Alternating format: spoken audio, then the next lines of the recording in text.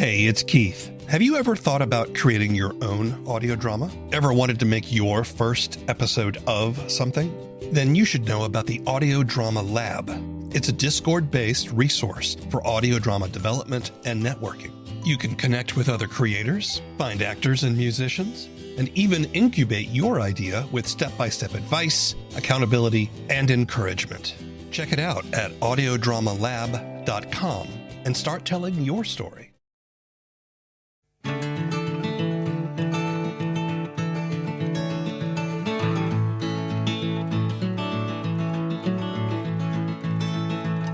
Hello, and welcome to the first episode of a podcast about audio drama and the creative process. I'm W. Keith Timms, audio drama producer and podcaster. In this show, I listen to the first episode of an audio drama, then have a discussion with the creators about their show, their methods, struggles, and successes. Today, we're discussing the first episode of Strange Air.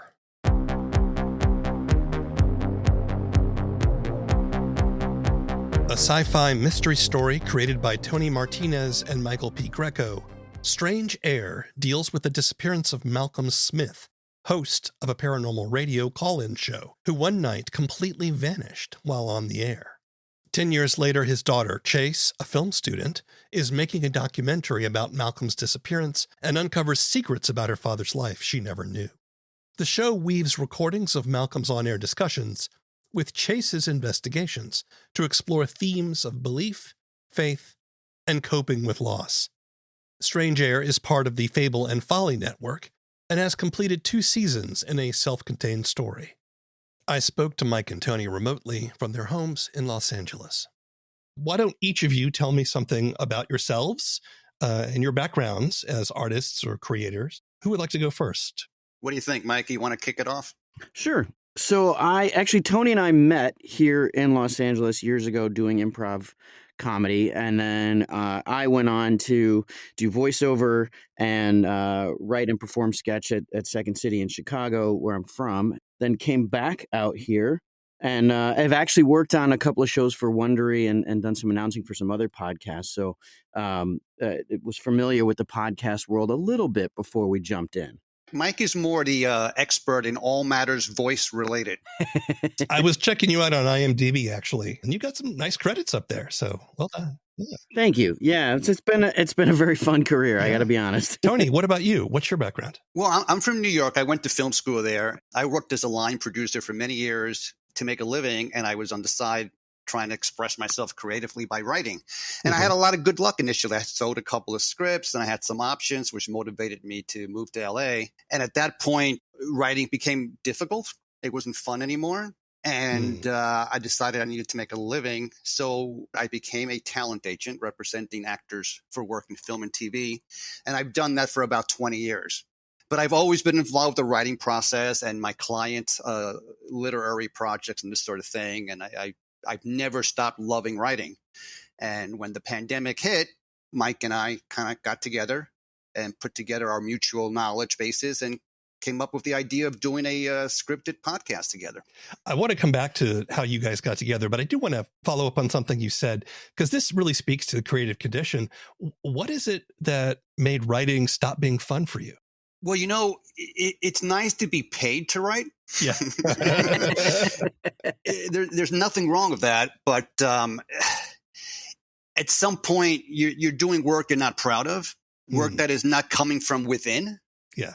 You're trying to service other people. And what I was good at when I first started writing in LA professionally was doing rewrites and polishes in other people's scripts. And we're talking about independent films, not big studio films. And I call it the talking monkey syndrome. Okay. Which means, here, Tony, we have a perfectly good script that should be made, but can you please do a rewrite and put in a talking monkey? And what happens, Keith, that path leads to massive consumptions of alcohol. I believe it. I believe it. And to me, that's why as an agent, I always made a good living. I never had any issues there. And when I write on the side, it's just for fun, man. It's just a creative outlet after a long day.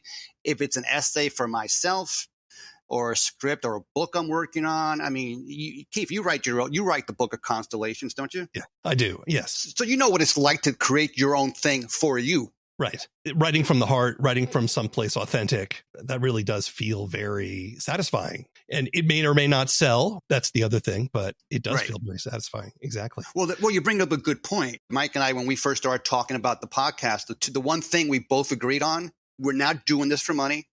It doesn't have to sell. It can run for 100 years without a single ad. I don't care. We're doing this for us. Michael, how do you feel about this question of writing for yourself versus writing for some sort of outside interest that maybe has a financial concern attached to it, things like that? Well, it's an interesting point to say, yes, not everything you write will feed your soul. I wrote some anime adaptations, which were fun, but didn't feed my soul in any way. But actually, one of the more fun jobs I ever had was writing jokes for internet clip shows. That was a blast because I was sitting in a room with 4 or 5 other really, really funny people. 2 of happened to be very good friends of mine. And for 2 or 3 hours, we would just watch internet clips and shout out the funniest thing we could think of. So that was the best gig ever because you're getting paid to sit and laugh and make jokes. You know, the feeding your soul at the end of the day is absolutely something every writer has to do. And yes, if you're getting paid and it's soul sucking, okay, do the soul sucking thing for the money. And then on the side, do everything you can to feed your soul. So help me with the timeline here. You guys met each other and then you kind of went away and did your own things for a while and then came back to LA? Or? Well, Mike and I met back in like way too long to remember doing improvisational theater. But we've always been friends. I mean, we've always been in each other's lives. And we also lived very close to each other. See, I was always a fan of audio dramas. I got hooked on shows like Limetown and Rabbits and this sort of thing. And I was always fantasizing, wow, it'd be so much fun to do that. But it didn't seem like something I could do. It didn't seem accessible because it was outside my knowledge base. So when the pandemic hit, it's like I have a writing background. I know character. I know structure. Mike is a voiceover actor who knows a million experienced voice actors. He has a booth in his home.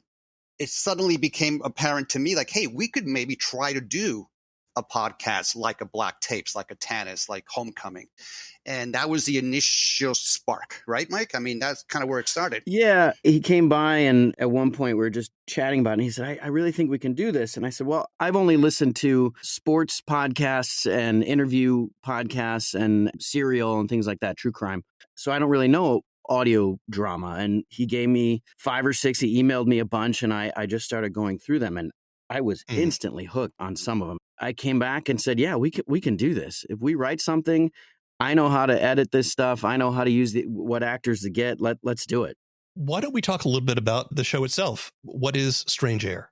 Well, Strange Air is an audio drama in the science fiction genre. And the basic story is 10 years ago, a man named Malcolm Smith was the host of a call-in radio show about all matters related to the supernatural and the occult and the paranormal. One night in the middle of a live broadcast, he literally vanishes into thin air. No one sees it happen, but one moment he's there, the next moment he's gone. And then the podcast picks up 10 years later when his daughter, who is now a film student, makes a documentary about what may or may not have happened to her father as a way of moving on beyond the grief she's experienced her whole life. You know, I think partially also what we wanted to deal with was a little bit on loss and grief and also science. We just touch on a lot of different things that I think that really interested us. And that's essentially who we were writing for initially was what things are we interested in?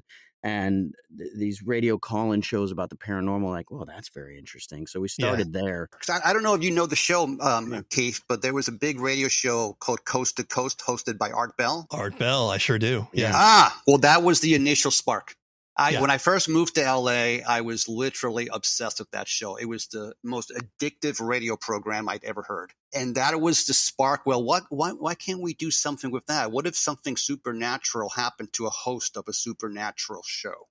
In the first episode, we get to meet Malcolm Smith, the host of the radio show. Mm-hmm. We also get to meet his daughter, Chase, who is our protagonist. And by the way, that's a really interesting name, Chase, chasing down the answer to the mystery. We also get to meet Danny, who is Chase's boyfriend. Played by Mike. Yeah. Danny is a film student as well, yes, who is helping her make the documentary about her father and disappearance. Okay, I just have to say this. I picked up, this was really interesting to me, that there is it's kind of a roundabout Laverne and Shirley connection going on with your show. Yes, there is. In Laverne and Shirley, David L. Lander and Michael McKean played the characters Lenny and Squiggy. Now, Natalie L. Lander plays Chase, and that's David L. Lander's daughter. And Patrick Fabian, who voices Malcolm, was on Better Call Saul with Michael McKean. Yes. I got to tell you, Keith, that's just serendipity, man. We didn't plan it. When we realized it, it was just such an amazing thing, because Natalie is the first person we cast. She's somebody I've known personally for a long time, and she's a very experienced voice actor. And that's a hard role to cast, because it's not just you want a great actor, but you want someone who's going to commit to a lot of sessions. She's literally in the whole thing. And then Michael knew Patrick Fabian personally, and then he came on second. That's great. Yeah, I mean, there's no question. Both of them have a really strong presence in the show. Patrick Fabian's voice is unmistakable. Yeah, we were very lucky to have them. Absolutely. My name is Malcolm Smith, and I welcome each and every one of you. For the next 4 hours, I will have the honor of being your guide to the unknown, the paranormal, the mysteries behind the veil. On this show, we won't be discussing politics. We won't be discussing the Dodgers or the Lakers, and we won't be discussing the traffic on the 405. Instead, we're going to focus on those strange lights you saw in the night sky and those scary sounds that seem to be coming from under your bed. There are people out there who feel the world has been drained of mystery. They say the internet has linked every corner of this planet, and technology has revealed how every magic trick is done. They believe the unknown has become known. Well, I'm not one of those people. I believe those poor souls have lost their ability to experience wonder. They no longer see the doors that lead us to a secret world. They have chosen to close their eyes. Let's talk about Chase, who's the protagonist. She's troubled, right? She was very close to her father. His disappearance traumatized her. She's got problems with drinking. She's going to therapy to deal with the lingering emotional damage that she's suffering. She's kind of obsessed over her father's disappearance. And she's really not very nice to Danny at times, and her mother, which we don't meet in episode 1, but she appears in future episodes. She can be kind of snarky and belligerent sometimes. And it seems to me that her obsession with finding her father kind of damages the relationships with the people around her. This is kind of a challenging character, I think. So talk to me. What are your thoughts about having a protagonist that is kind of difficult to deal with? Well, what's interesting, you're hitting on the kind of notes I think a lot of screenwriters get in LA. Yeah. Whereas the big note every writer hates is make the main character likable. Right. I get the validity of that request, but if you start off with a character who's 100% likable, who has no issues, you have nowhere to go. There's no arc to follow. So we intentionally chose to make her, as someone who is absolutely having issues and maybe is not very likable beyond the fact that she's searching for her dad. That gives us somewhere to go. That allows us through 2 seasons and 20 episodes to explore how she changes. We knew she'd be a tough pill to swallow initially, but we're hoping the story takes us along with her. I've heard this too. The traditional advice is, what is it? A protagonist needs to be, you get pick 2 out of 3, likable, competent, or proactive. But, but the more I think about it, and I was reading some things about this, likability is probably overrated. Yes. It's not about being likable. It's about being interesting, right? That's absolutely true. Yeah. Yeah. And someone who is likable, who gets along all the time. If someone gets along all the time, where's the conflict, right? And what are stories about if they're not about a conflict? I also don't feel like it rings true if the main character loves everybody and everybody loves them. That's not real life.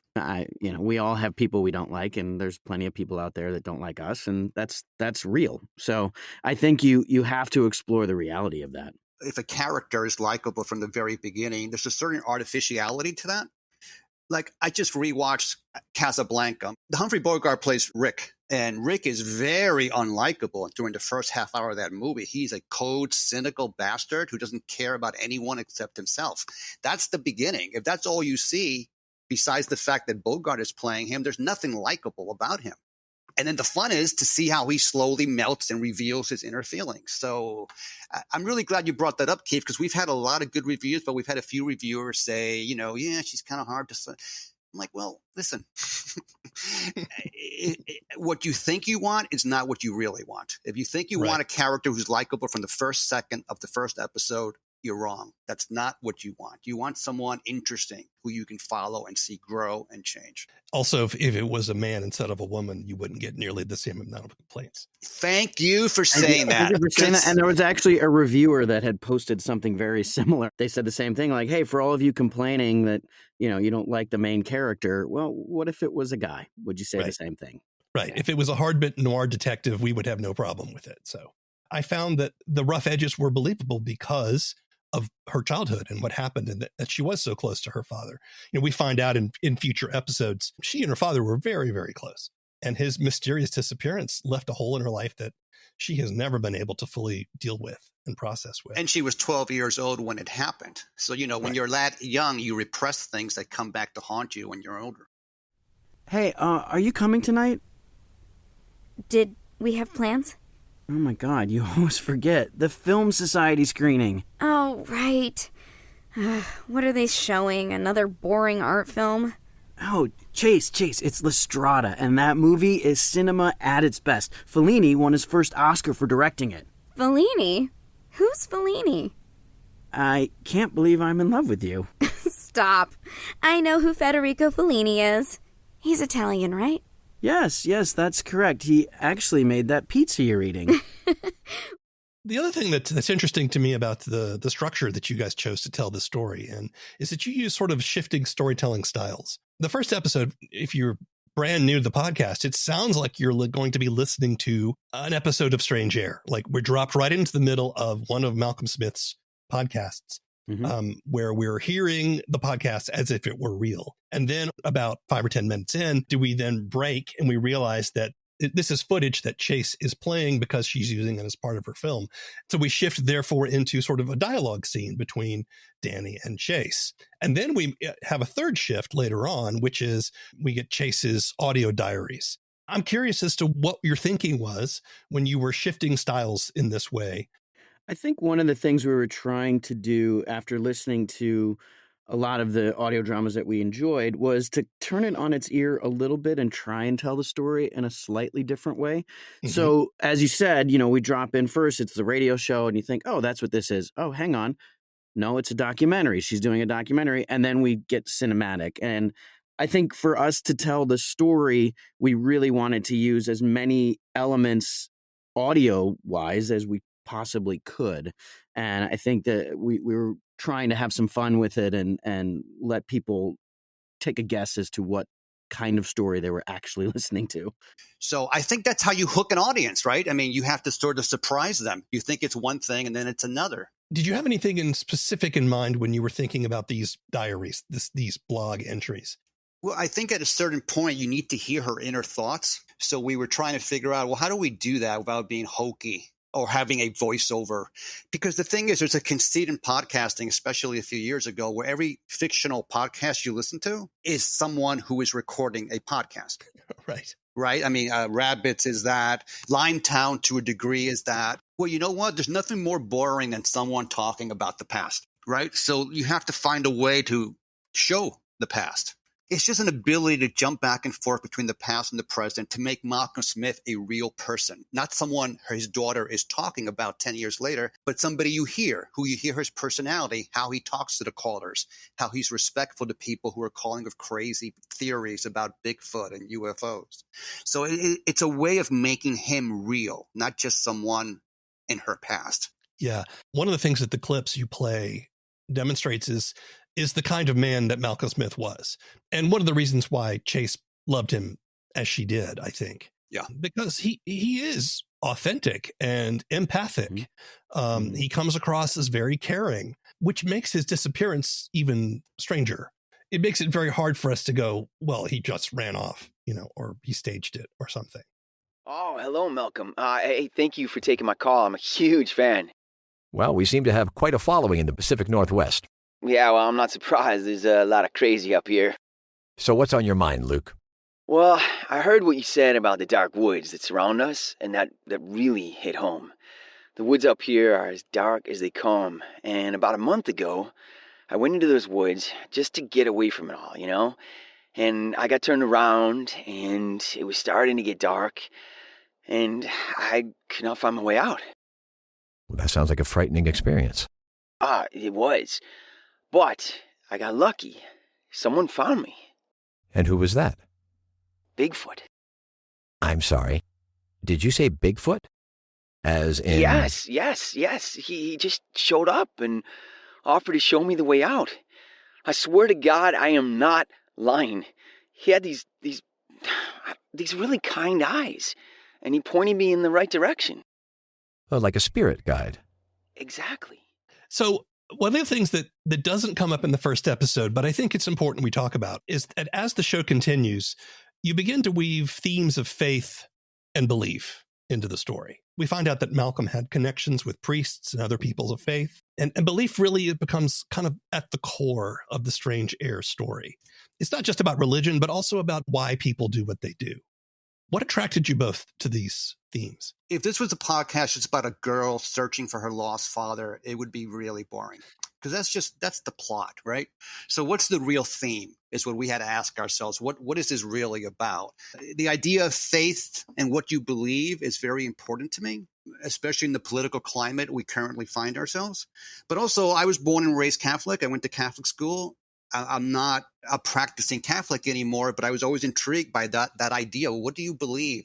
Chase is always asking people that. What do you think? What do you believe? What do you believe happened? You know, for me, it's a fascinating look at not just religion, but also UFOs and aliens and conspiracy theorists. And it sort of steamrolls into the point of, well, okay, everybody believes something, and they have very strong reasons why they believe in those things. And I think that's just so fascinating to both of us to explore the mindset of, for instance, the professor who has a whole list of reasons why he thinks aliens are real, or why religious people feel their religion is right, or it's an interesting mindset to dive into, and it's just fascinating to both of us. It's also the nature of faith, and it's not about religion. I mean faith in general, because faith generally is you believe in something very, very strongly without absolutely any facts to back it up, right? Mm-hmm. So there are people in this world who believe Bigfoot is real, right? They can't prove it. They can point to, films and dubious evidence, but they have faith it's real, and nothing you say to them can dissuade them from that. If you listen to Coast with Art Bell, oh dear Lord, people would call in with the most insane theories and beliefs, but they really thought they were real. So I thought a show like this with a woman searching for her father's or trying to solve her father's disappearance lent itself to that, and it made it more personal for me. Yeah, I mean, Chase fervently believes that her father is alive, and she is going to find him. Mm-hmm. Like, she is absolutely certain of this. And yet, it's been like 10 years since the disappearance, and yet she still holds out this faith that one day she's going to find him. And I think that does speak to us as humans in the things that we choose to believe and the things that we hang our hopes upon, even in the face of no evidence. And this is, Keith, that's a day-to-day thing. And as someone who started his own podcast, you will understand this. It's when we started doing the podcast, we knew nothing about podcasting, zero. Right. But we really did have faith in ourselves and the material that we could do it. And that's anything in life. You have faith something's going to turn out correctly. You have faith this will resolve itself. I love that. I think that's like the basic essence of life. Is there something about this particular story that you wanted to tell at this time? Is there something that speaks to you personally? It's hard to figure out where a creative spark comes from. It just, it felt right. And also there was a personal element, I suppose, where, we both have lost our fathers at a younger age. Mm-hmm. And there was an element of that was very appealing to explore that. It was the idea that got us excited. And we had 4 or 5 others. And that was the one we just kept coming back to, a story about belief, about faith, and about loss and searching. And that it excited our creative side. And I think that's why we went with it. You did say that both of you lost your fathers early. Mm-hmm. Do you want to talk about that and maybe how that impacted your creative work? I was 29 when my dad passed away, and I'm in my 50s now. So I was pretty young when it happened. And, he was a gentleman in his 50s who probably was very old school, smoked too much, not a lot of exercise, a lot of stress, and he had a heart attack. And I think at the time, it had no deep effect on me as far as I know. But as you get older, you start exploring the thoughts and the feelings and the sense of loss and what could have been. That was always in the back of my mind when we started working on Strange Air. But I don't want to make it sound like, I was trying to work out any kind of personal demons. My dad and I had a great relationship. But there is a part of me that had a lot of sympathy for Chase because I kind of understood the thought of not searching for your father, but trying to understand what happened to your father. Yeah. I'm kind of the same way. I was very close to my dad. He was an actor as well. And so I got a lot of my ability and talent, I think, inherently from him. He had a heart attack one day, and it was very much, I saw him probably 3 days before he passed away, and I gave him a hug and a kiss and said, I love you. And that was my last memory of my dad. So I can always hold on to that as something that I cherish.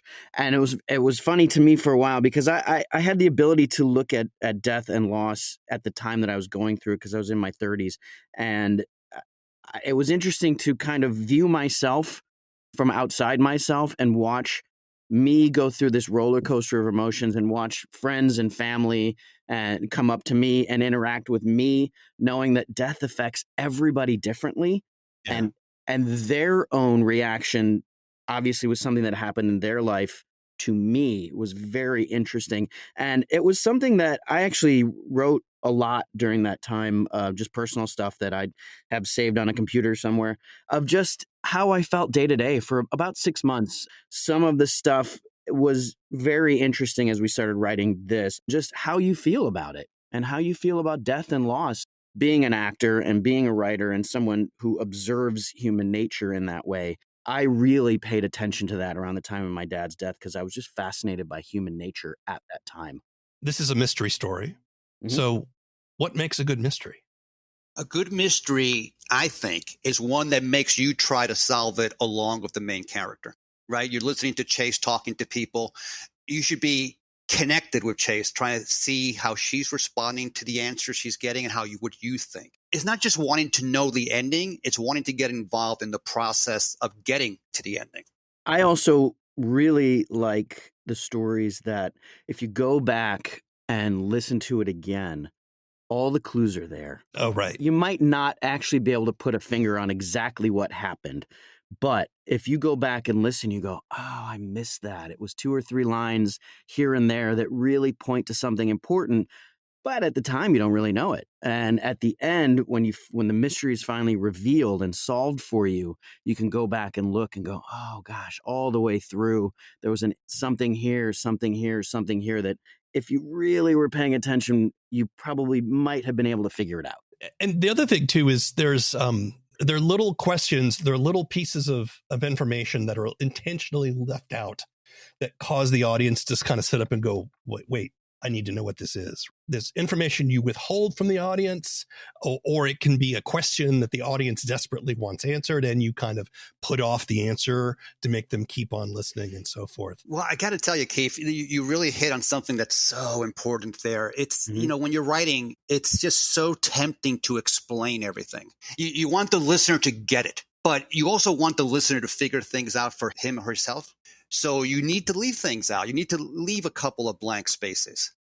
How do you both measure success? For me, it's kind of a moving bar, especially with this project. As initially we were just so happy and felt pleased and successful just the day we hit submit on episode 1. We finished every single episode of season 1 before we even uploaded the first episode. We were done. That felt like a massive bit of success. And then once we started getting more downloads in it and we realized, wait, this is more friends than either one of us have. There's other people listening to this, Yeah. That was the next bar. And then New and Noteworthy was another bar. And then season 2 is another bar. So I think we just kind of keep surprising ourselves.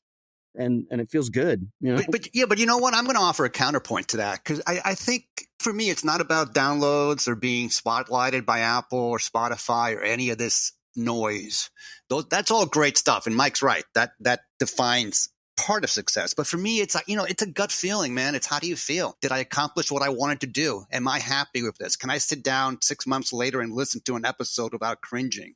Everything Mike said is true. I'm a business person. I get it. But for me, it's more internal. 2 seasons in the can now. Is there something that you've learned about making audio dramas that maybe you didn't know when you got into it that you could share with us?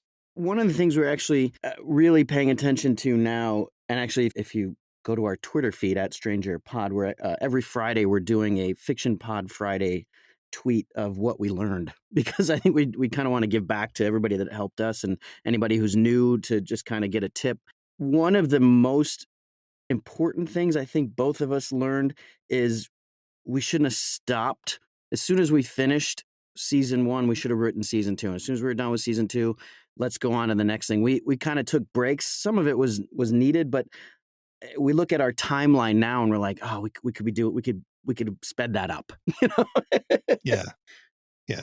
I wouldn't change a thing. I would keep every single mistake. No, honestly, every mistake we made was gold because that makes you learn. And true, very true. And honestly, this was Keith. This was such a daunting thing. Podcasting. Wait, what's a host?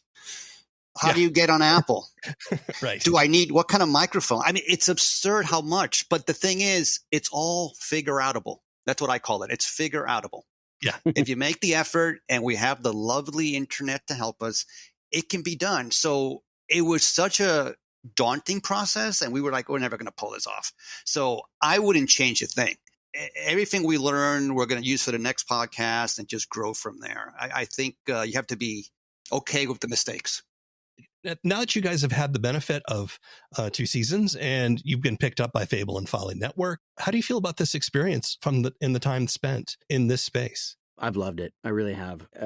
Tony and I have been friends for a long time, and we have a great ability to, when we're working, to not have an ego about it, but also not have any problem with just saying, no, that's not a great idea. I don't think that works. This dialogue isn't right. And it does not affect our friendship. We're able to come in, work, do it, be creative, argue about it, and then walk off and have dinner and go to an escape room and have fun. And it's been really, really wonderful, but also to get to know each other on a deeper level of what really drives us when we are working. It's been an interesting part of our friendship. It's been great. Yeah. And, for me, I think it's been life-changing, Keith, because I have been on the business side of the entertainment industry for 2 decades now. Just to do a left turn into a creative project has been great. Just great. And also, it's not like I wrote a book or I wrote a screenplay I'm trying to sell. We wrote it, we made it, we put it out there. We did the whole thing, beginning, middle, and end. It's so great to have that feeling of accomplishment. It's terrific. I love it. Daddy, I know you're out there somewhere. People don't just vanish into thin air. And I've got about 10 years worth of questions and anxiety and anger and sadness that we have to talk about. I still miss you. The mystery of Malcolm Smith's disappearance is a compelling conceit, supported by strong vocal performances and an effective, simple audio design. But the mystery is all the stronger for the questions the show raises along with it, about the paranormal, about the truths we cling to, and our faith and beliefs about the people in our lives. You can listen to Strange Air on most major podcast platforms, or see our show notes for more information. The first episode of is written and produced by W. Keith Timms. All the opinions expressed in this show belong to the people who expressed them, and not necessarily to anyone else. The theme song is Mockingbird by David Mumford. This show is a production of Alien Ghost Robot Creative Media. If you want more information, want to sign up for our newsletter, or are an audio drama creator and would like to be on the show, visit our website at thefirstepisodeof.com. We're happy to be a part of the Audio Drama Lab, a Discord-based resource for audio drama development and networking. Check it out at audiodramalab.com. Keep telling stories. It's the only way we're going to get out of this mess. Until next time. I know you got questions about him. Where did he come from? How did he do all those things they say he did? Was he a terrorist? Was he crazy? Was his skin really blue? Well, I'll tell you what I know. I was there with him, driving through the back roads under the stars. I was witness to wonders and miracles, and to the darkness that's coursing through the veins of our country. He came to fight it in his own strange way, but no one leaves that fight unchanged. Not even Rael. People ought to know the truth. And I was there. The Book of Constellations is a down-to-earth sci-fi road trip. It's audio fiction, and you can find episodes at bookofconstellations.com or wherever you get your podcasts.